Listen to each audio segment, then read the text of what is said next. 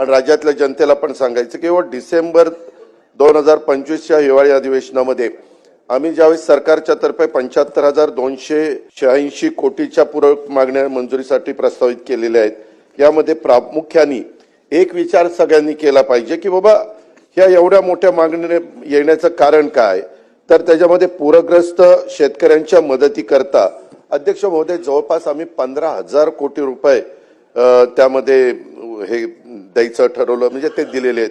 मुख्यमंत्री बळीराजा वीज सवलत मध्ये जवळपास 9,000 कोटी रुपये आम्ही ॲडिशनलचे द्यायचं त्याच्यामध्ये ठरवलेलं आहे।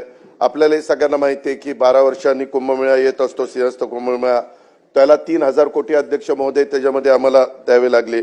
आणि सभागृहाला माहिती आहे की महात्मा ज्योतिराव फुले जनआरोग्य योजनेच्या वाढीव व्याप्ती दोन्ही बरेचसे सन्माननीय सदस्य म्हणायचे की काही आजार त्याच्यामध्ये तुम्ही अंतर्भूत करून घ्या, त्याची व्याप्ती वाढवा। उपचारमध्ये अंगीकृत रुग्णालयासाठी सुमारे 900 कोटी रुपये आणि संजय गांधी निराधार ह्याही सगळ्याच्या करता निधी हा जास्तीचा ठेवायला लागला। चालू वर्षी देखील अध्यक्ष महोदय पुरवणी मागण्यांमध्ये तरतूद केली असली तरी उत्पन्नाचे स्रोत वाढवण्याचं देखील मुख्यमंत्री, दोन्ही उपमुख्यमंत्री आणि मंत्रिमंडळाने ते ठरवलेलं आहे। शासनाचा तशा प्रकारचा प्रयत्न राहणार आहे।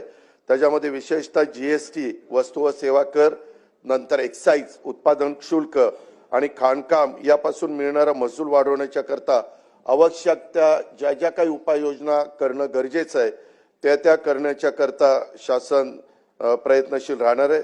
याशिवाय अध्यक्ष महोदय संसाधनाच्या क्षमतेचा पूर्ण वापर करून त्याच्यामध्ये वित्तीय शिस्त लावून सुधारित आपल्याला अंदाजातून राजकोषीय तूट स्थूल राज्य उत्पन्नाच्या 3% मर्यादेतच आपल्याला ठेवायचा आपला प्रयत्न आहे।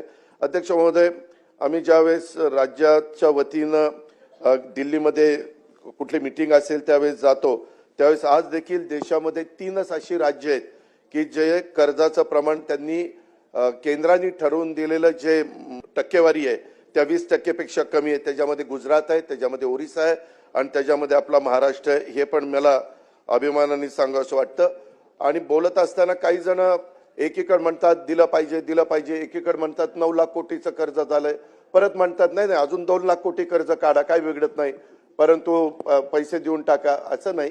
काही त्याला आर्थिक शिस्त ठेवावी लागते आणि त्या सगळ्या गोष्टीचा साकल्याने विचार करून हे महायुतीचं सरकार अध्यक्ष महोदय त्या ठिकाणी काम करतंय।